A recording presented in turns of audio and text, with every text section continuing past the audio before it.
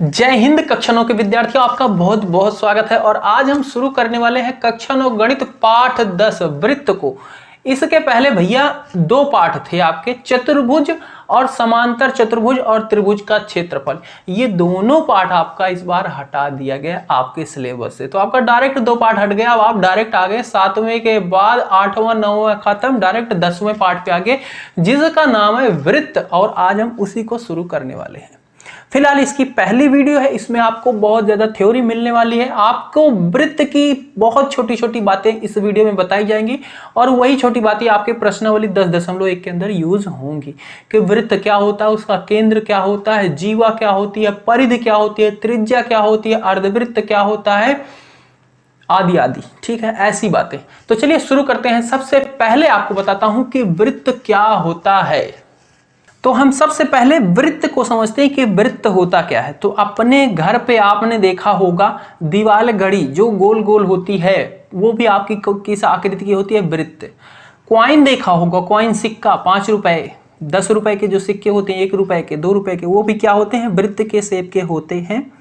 ठीक है, कंगन देखे होंगे, वो भी क्या होते हैं, चूड़ियां जो पहनते हैं ना औरतें, वो भी क्या होती हैं, वृत्त की शेप की होती है, उस आकृति की होती है। अब आ जाओ यहाँ पे परिभाषा देखो। वृत्त क्या होता है, ऐसा कुछ होता है जिसका एक केंद्र होता है, मतलब एक बिंदु तो स्थिर रहता है, बिल्कुल स्थिर रहता है, और इससे बाकी सारे बिंदु क्या है, एक निश्चित दूरी पर रहते हैं।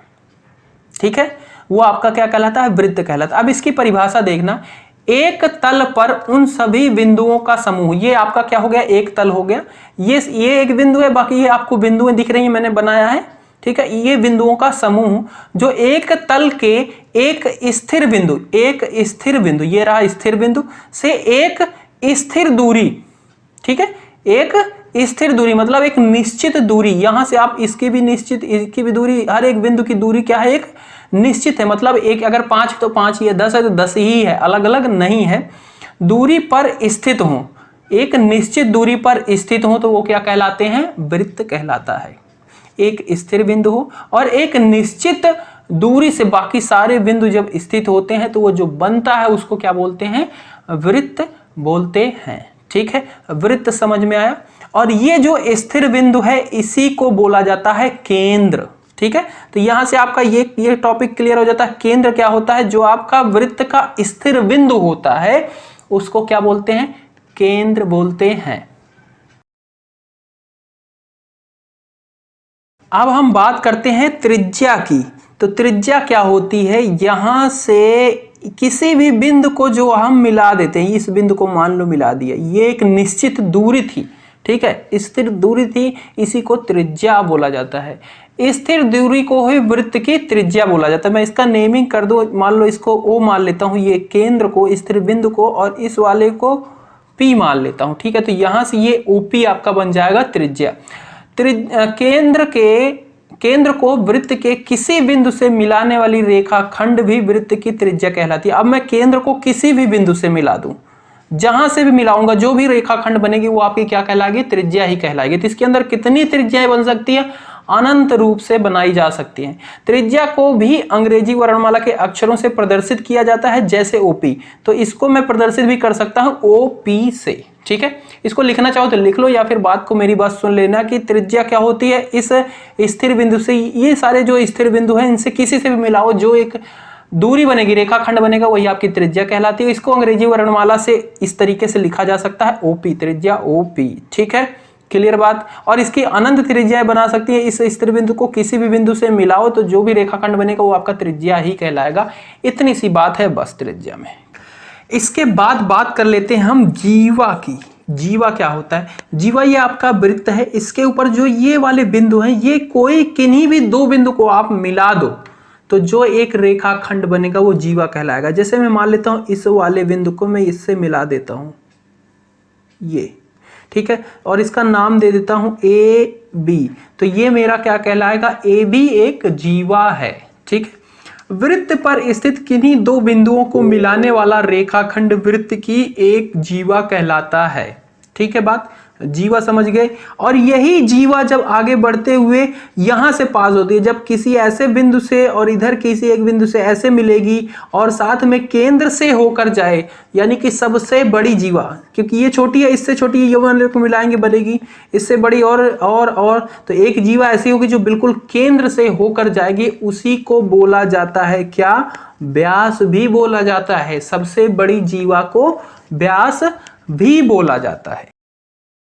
अब हम बात करते हैं व्यास की। व्यास मैंने बताया कि जो सबसे बड़ी जीवा होती है, यही जीवा यहाँ पे छोटी है और यहाँ पे बनाएंगे और बढ़ेगी, यहाँ पे बनाएंगे और बड़ी बनेगी, और एक टाइम ऐसा आएगा यही जीवा क्या होगी, बिल्कुल केंद्र से अगर होके जाएगी ऐसे, तो ये सबसे बड़ी जीवा बनेगी, और सबसे बड़ी जीवा को ही बोला जाता है व्यास। ठीक है, और ये आपकी त्रिज्या जो थी यहाँ आधे पर से थी त्रिज्या, और ये क्या हो जाएगी, त्रिज्या का दुगुना करो तो क्या आती है, व्यास आती है। ठीक है, क्लियर बात। और इसका मैं नाम यहाँ पे दे दूं, यहाँ पे P था, इधर मैं नाम दे देता हूँ Q, तो ये PQ ये आपका क्या हो जाएगा, व्यास हो जाएगा। और ये क्या है, सबसे बड़ी त्रिज्या, सबसे बड़ी जीवा होती है जिसको व्यास बोलते हैं। और व्यास क्या होता है, ये त्रिज्या का 2 गुना होता है। ये बात आप समझ लिए। अब यहाँ पे परिभाषाएं कुछ देख लो। केंद्र से होकर जाने वाली जीवा व्यास कहलाती है। जो केंद्र से होकर जाती है जीवा वही क्या कहलाती है, व्यास कहलाती है। जीवा क्या कहलाता है, किसी 2 बिंदु को मिलने से जो रेखाखंड बनता है। तो यहाँ पे एक बिंदु था, यहाँ पे एक बिंदु था, दोनों मिला, पर ये कहाँ से जीवा जा रही है, केंद्र से जा रही है, इसको क्या कहेंगे, व्यास कहेंगे। वृत्त का व्यास त्रिज्या का 2 गुना होता है। ठीक है, तो ये जो आपका PQ है ये क्या होता है, त्रिज्या का 2 गुना होगा। ठीक है, इसको D से रिप्रेजेंट करते हैं, अंग्रेजी में डायमीटर बोलते हैं, तो यहाँ पे D लिख देता हूँ। D क्या होता है, और त्रिज्या को स्मॉल r से रिप्रेजेंट करते हैं, स्मॉल r से, तो ये स्मॉल r, यहाँ पे भी स्मॉल r। ठीक है, क्योंकि केंद्र से किसी बिंदु से मिलता है तो वो त्रिज्या बनता है, तो D इक्वल टू होता है 2r। ये चीज आप नोट कर सकते हो। वृत्त का व्यास PQ ऐसे लिखा जाता है। ठीक है, ये आपका क्या हो, सबसे बड़ी जीवा PQ से मैंने लिख दिया।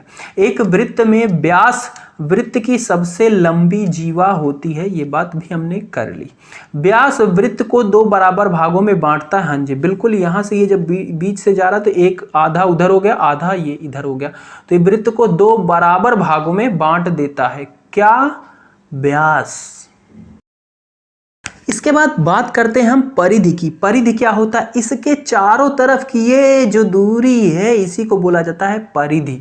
तो परिधि क्या होता है, वृत्त के चारों तरफ की ये जो सीमा है इसको बोला गया है परिधि। देखो आप परिभाषा के हिसाब से समझना, संपूर्ण वृत्त की लंबाई को उसकी परिधि कहते हैं। ये जितना बड़ा वृत्त है इसकी लंबाई, मतलब इसकी लंबाई निकालने तो क्या करो, इसके चारों तरफ ऐसे चलो, जितनी दूरी आप तय करोगे वही उसकी लंबाई होगी, और उसी को बोला जाएगा परिधि। ठीक है, वृत्त के अनुदिश चली गई दूरी उसकी परिधि कहलाती है, अनुदिश। ठीक है, वृत्त के अनुदिश चली गई दूरी, ये ऐसे वाली दिशा में। अब हम बात करते हैं चाप की। चाप क्या होता है, ये आपका क्या था, परिधि था। ठीक है, परिधि पे 2 बिंदु ली, यहाँ और हमने इसको कट करके अलग निकाल लिया, जैसे कि आपको इस वाले चित्र में दिख रहा है। तो ये ऊपर वाला भाग होगा कि नीचे वाला भाग होगा, तो ये जो भाग है यहाँ से यहाँ तक की ये ऐसी दूरी, इसी को बोला गया है चाप। ठीक है, ये यहाँ से लेके यहाँ तक की दूरी, इसी को बोला गया है चाप। यहाँ से P और Q से डायरेक्ट ऐसी दूरी नहीं, ऐसे वाली दूरी को ही चाप बोला गया है। चाप आपके 2 तरीके के हैं, एक होता है दीर्घ, एक होता है लघु। लघु क्या होता है, जिसकी दूरी क्या होती है, छोटी होती है, और एक के अगर इस पे 2 बिंदु, हम इस वृत्त से 2 बिंदु लेके बनाए तो एक छोटा ही होगा, एक बड़ा ही होगा, या फिर बिल्कुल बराबर पे लेंगे तो बिल्कुल अर्धवृत्त पे बन जाएंगे। ठीक है, तो एक छोटा होगा एक बड़ा होगा, या फिर दोनों बराबर होंगे। तो यहाँ पे पढ़ो, 2 बिंदुओं के बीच के वृत्त के भाग को चाप कहते हैं। ठीक है, 2 बिंदुओं के बीच के वृत्त के भाग को चाप कहते हैं। 2 बिंदु ले, इनके बीच के भाग को एक निकाल ले, एक उधर कर लिया, तो ये भी चाप, ये भी चाप कहलाएगा। बड़े भाग को दीर्घ चाप तथा छोटे भाग को लघु चाप। जो बड़ा भाग होगा उसको दीर्घ और छोटे वाले को लघु चाप बोलते हैं। लघु चाप यहाँ पे जैसे दिया गया आपका PQ, ये वाला क्या है आपका लघु चाप है। दीर्घ चाप PRQ, PRQ ये हो जाएगा दीर्घ चाप। क्लियर।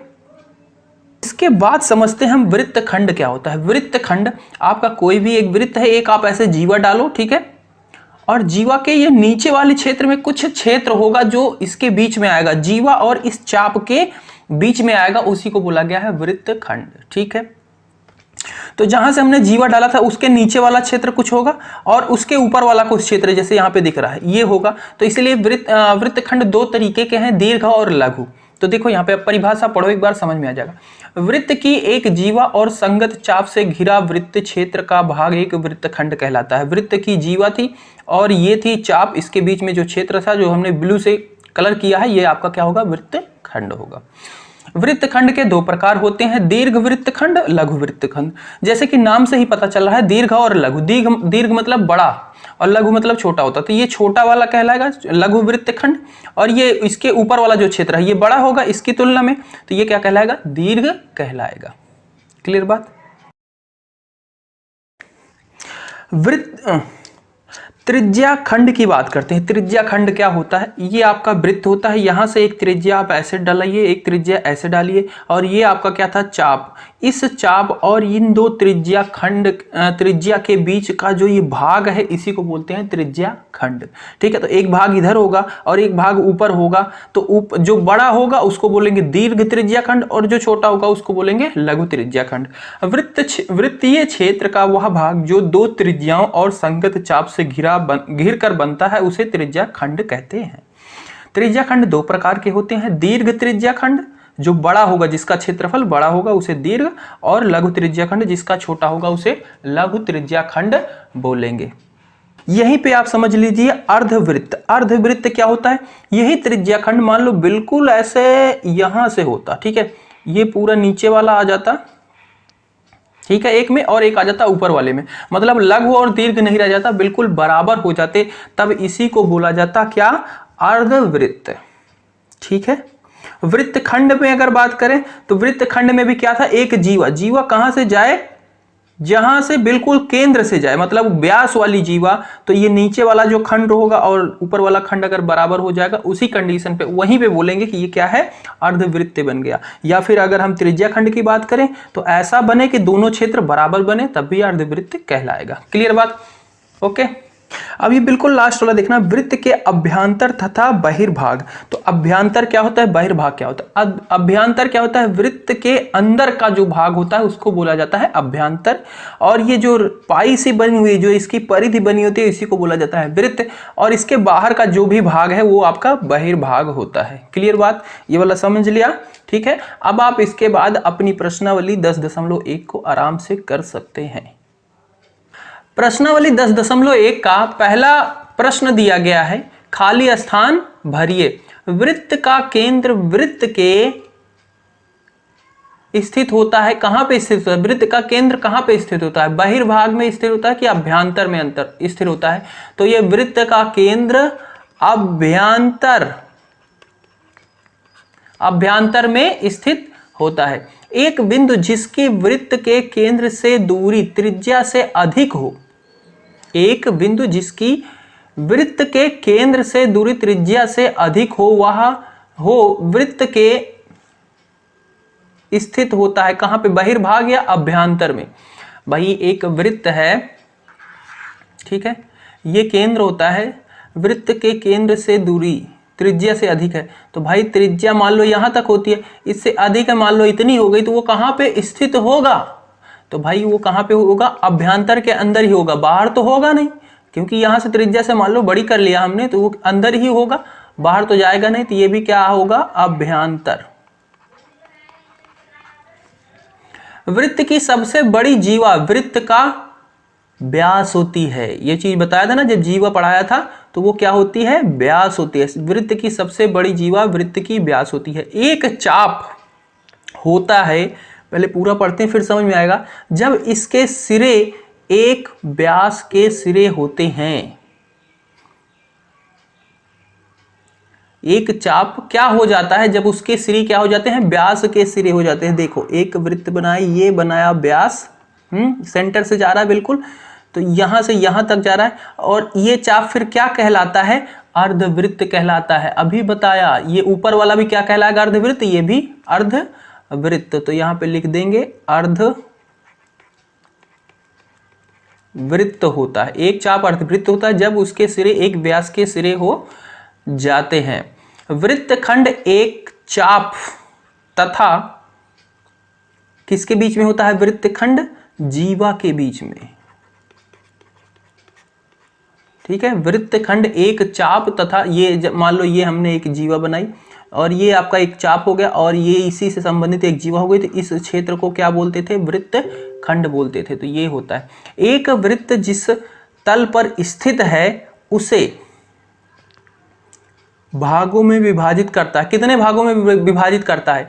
मान लो एक वृत्त ये बनाया और ये पूरा तल था, तो इसको कितने भागों में ये विभाजित करता है? 3 भागों में। एक तो क्या हो जाता है? अभ्यंतर, इसके अंदर वाला भाग, एक हो जाता है इसके बाहर वाला भाग, और एक आपका ये वृत्त खुद कहलाता है। तो ये 3 भागों में विभाजित करता है।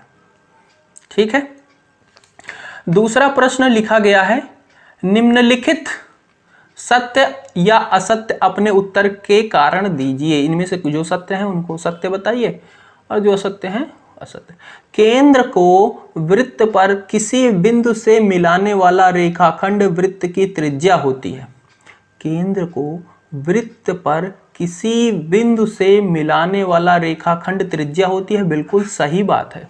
केंद्र और वृत्त की परिधि पर कोई भी बिंदु हो, जैसे ये केंद्र है और इसकी परिधि पर कोई बिंदु आप कहीं भी मिलाओ तो इसको क्या बोलते हैं? त्रिज्या। यहां से मिलाओ, ये भी त्रिज्या, जितनी बनानी चाहो उतनी त्रिज्या बनती है। तो ये सही बात है। एक वृत्त में समान लंबाई की परिमित जीवाएं होती हैं। परिमित मतलब निश्चित जीवाएं होती हैं? नहीं भाई, देखो ये आपका वृत्त बना, जीवा क्या होता है? इसकी परिधि से एक बिंदु से दूसरे बिंदु पर मिलाना। अब यही वाली जीवा क्या बन सकती है? परिमित मतलब निश्चित। हाँ, निश्चित। इतनी जीवा इधर भी एक बन सकती है। हाँ जी, इधर भी बन सकती है, इधर भी बन सकती है, इधर भी बन सकती है, इधर नहीं, निश्चित नहीं होगी। ये क्या होगा? असत्य होगा। बहुत सारी जीवाएं बनाई जा सकती हैं। ठीक है, क्योंकि इतनी ही लंबाई का फिर यहां से थोड़ा सा ऐसे हो जाएगा, थोड़ा सा ऐसे हो जाएगा, थोड़ा सा ऐसे ही हो जाएगा, सेम लंबाई की। तो ऐसे ऐसे ऐसे ऐसे अनंत बनाई जा सकती हैं। परिमित मतलब निश्चित। तो ये क्या है? गलत है। यदि एक वृत्त को 3 बराबर चापों में बांट दिया जाए, ठीक है, 3 बराबर चापों में बांट दिया जाए तो प्रत्येक भाग दीर्घ चाप होता है। देखो भाई, ये आपका वृत्त होता है, इसके चाप क्या कहलाते हैं? ये मान लो यहां से एक भाग बांट दिया, एक भाग ये वाला हो गया, एक भाग ये वाला हो गया। ठीक है, तो इसमें कौन सा दीर्घ? तो प्रत्येक भाग दीर्घ कहलाएंगे? नहीं, प्रत्येक भाग क्या हो जाएंगे? बराबर होंगे भाई। यहां से ये वाला, ये वाला, ये वाला, ये वाला, तीनों क्या होंगे? बराबर होंगे। ठीक है, यदि एक वृत्त को 3 बराबर चापों में बांट दिया जाए तो तीनों दीर्घ होंगे? नहीं, ये भी गलत है। वृत्त की एक जीवा जिसकी लंबाई त्रिज्या से दुगुनी हो वृत्त का व्यास होती है। बिल्कुल सही बात है।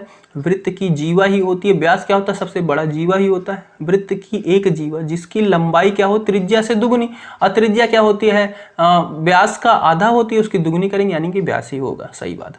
त्रिज्या खंड जीवा और संगत चाप के बीच का क्षेत्र क्या होता है? त्रिज्या खंड होता है। जीवा और नहीं भाई, दो त्रिज्या और संगत चाप के बीच का खंड त्रिज्या खंड होता है। ठीक है, तो ये भी गलत है। वृत्त एक समतल आकृति है। हाँ जी, बिल्कुल सही बात है ये। ठीक है, और इस तरीके से आपकी प्रश्नावली होती है कंप्लीट। मिलते हैं अगली वीडियो में। Bye bye.